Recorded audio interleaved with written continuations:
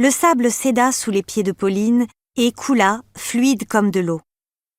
Elle se sentit tomber et poussa un cri. Hans, au pied de la dune, s'esclaffa. « Laisse-toi rouler, comme un tonneau !» Elle ronchonna entre ses dents. La comparaison était peu flatteuse. « Et j'aurais du sable plein les cheveux, avec ton chauffe-eau qui marche quand il veut. Madame aime son petit confort, à ce que je vois. » la taquina Hans en mettant la main en porte-voix. Pauline se redressa tant bien que mal et reprit sa progression en s'accrochant aux touffes d'herbes coupantes qui ponctuaient le relief. Son regard se porta sur l'horizon. Devant elle, c'était la Baltique, dont les vagues charriaient des crêtes d'écume d'un blanc neigeux. Un œil non exercé aurait pu croire à de la glace. La mer semblait proche. En réalité, elle était lointaine. Pour l'atteindre, il aurait été nécessaire de marcher une bonne heure en s'enfonçant jusqu'aux mollets dans la blondeur cendrée de la plage. Sur les derniers mètres, la pente de la dune était si forte que la jeune femme fut entraînée par son élan. Son mari ouvrit les bras pour la réceptionner. Il la serra contre lui. Son visage d'homme bien portant était marbré de rouge sous la gifle du vent glacial. Quand il se pencha sur elle, elle sentit la fraîcheur de sa peau avant même qu'il l'ait touchée. « Assez pour aujourd'hui ?» Pauline se contenta de hocher la tête et se nicha contre lui en frissonnant. Une rafale plus forte que la précédente la fit vaciller. Hans s'assura que son bonnet lui couvrait bien les oreilles et que son écharpe était correctement nouée.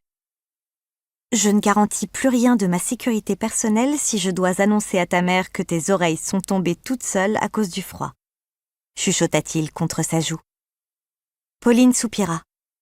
Même à 800 kilomètres de là, Adélaïde, sa mère, restait intrusive. Appels intempestifs sur le vieux coucou du bureau qui ne marchait qu'une fois sur deux, courriers en rafale. À cause des anomalies d'expédition entre pays, Pauline avait reçu 3 lettres le même jour. « Papa t'embrasse. » D'accord. Son père l'embrassait, mais il n'avait eu aucun autre contact. Il ne lui avait pas encore parlé au téléphone. Il n'avait pas ajouté un petit mot de sa main dans les lettres de sa femme. Pourtant, elle était sa fille unique. Autrefois, il l'appelait sa petite chérie, sa canaille. Puis elle l'avait déçu en se jetant dans les bras de Hans. Il avait tenté de surmonter son amertume quand il s'était rendu compte que son futur gendre était quelqu'un de très convenable, mais on lui avait forcé la main et Victor Kermadec détestait ne pas maîtriser les événements. C'était un homme orgueilleux. À l'évocation de sa mère et par extension de son père, quelque chose dut s'émouvoir en elle. Un mélange de lassitude et de tristesse que Hans détecta facilement. « Rentrons », fit-il. Il la prit par les épaules. Ils marchèrent un moment en silence. Le grondement des vagues et les criaillements des mouettes remplissaient le vide pour eux. Le chemin, ponctué de piquets blanchis semblables à des ossements, serpentait sous leurs pas.